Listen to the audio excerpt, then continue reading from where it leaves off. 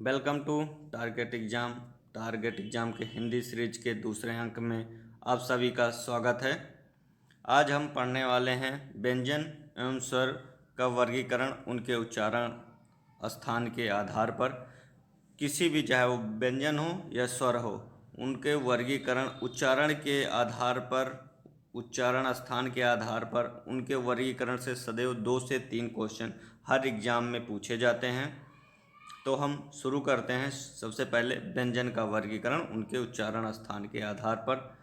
व्यंजन का वर्गीकरण जो हम करते हैं उसको हमने 7 कॉलम में डिवाइड कर दिया है, जिससे हमको समझने में आसानी हो। पहला है वर्ण का नाम, दूसरा है उसका उच्चारण स्थान, तीसरा वो सघोष है या अघोष है। सघोष है तो कौन सा सघोष है, अल्पप्राण या महाप्राण। अघोष है तो कौन सा है, अल्पप्राण या महाप्राण। यदि इन दोनों को छोड़ दिया जाए तो इसके अतिरिक्त एक तीसरा भी होता है जो नाक से बोले जाते हैं, जिसको सदैव हम सघोष अल्पप्राण नासिक कहते हैं, और ये किसी भी वर्ग का 5वां वर्ण ही हो सकता है। तो शुरू करते हैं। पहला है हमारा कवर्ग।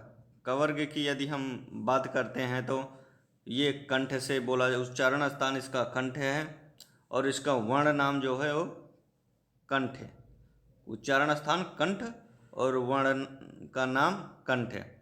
इसमें का, ख, ग, घ, अंगा ये 5 वर्ण आते हैं, और इन 5 वर्ण को यदि हमको देखना है कौन सा सघोष है कौन सा अघोष है, तो दूसरा और तीसरा हमेशा अघोष होगा, तीसरा और चौथा हमेशा सघोष होगा, पहला और तीसरा अल्पप्राण होगा, दूसरा और चौथा महाप्राण होगा, और 5वां हमेशा सघोष अल्पप्राण नासिक होगा। यदि हम इसमें बात करें तो जो हमारे ऑड हैं वो हमेशा अल्पप्राण होंगे, जो इवन हैं वो महाप्राण होंगे, और जो पहला दूसरा वो अघोष, तीसरा चौथा सघोष। तो अब हम दूसरा देते हैं तालव्य। तालव्य में ये तालु से बोला जाता है, मुंह के भीतर की छत का पिछला भाग यूज होता है इसमें। इसके अंतर्गत चवर्ग आता है, चा, छा, जा, झा, इया। यहाँ पे जो इया है, इया वो हमारा है 5वां वर्ण, और 5वां वर्ण होने के वजह से ही ये हमारा सघोष अल्पप्राण नासिक है। और अगला है मूर्धन्य।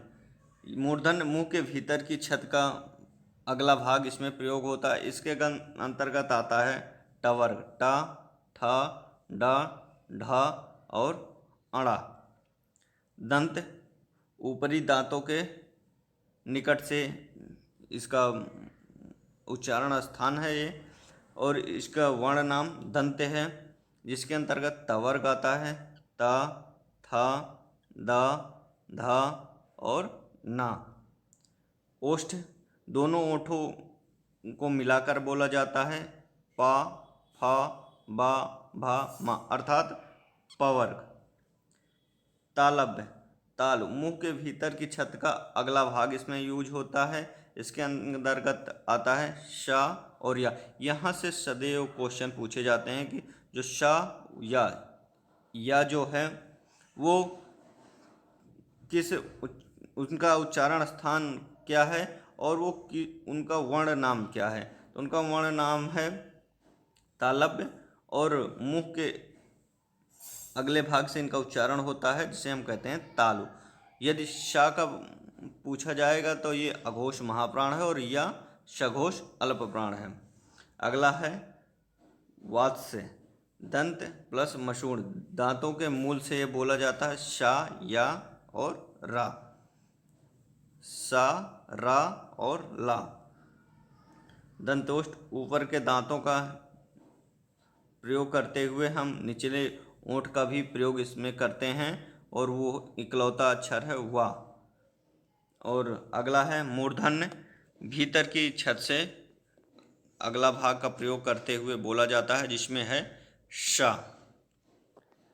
और इसके आगे स्वर स्तरीय स्वर यंत्र जो कंठ के भीतर स्थित होता है, वहाँ से जो आवाज़ निकलती है उसको हम कहते हैं स्वर यंत्रीय। इसके अंतर्गत केवल एक ही वर्ण आता है, वो है हा, और हा सघोष महाप्राण वर्ण होता है। और अगला इक्षिप्त, इनके उच्चारण में जीभ के ऊपर उठकर झटके के साथ नीचे को लाया जाता है। इसमें डा और डा होते हैं। इनके अतिरिक्त कुछ और भी चीज़ें हैं, जैसे आगत अग्रहित ध्वनियाँ का, खा, गा, जा और फा। और यदि का की बात करें तो स्पर्श संघर्षी होता है। यदि हम खा, गा, जा और फा की बात करें तो ऊष्म संघर्षी होता है। और अयोग वाहक हमेशा अन और आ होता है, जिसमें अन अनुस्वर और अह जो है वो विसर्ग होता है। अब हम देखते हैं स्वर। स्टार्ट करते हैं। स्वरों का वर्गीकरण भी हम उच्चारण के स्थान पे करेंगे, जिसमें से पहला होगा अ, छोटा, बड़ा और अन और आह। ये होगा कंठ, ये कंठ से बोला जाएगा।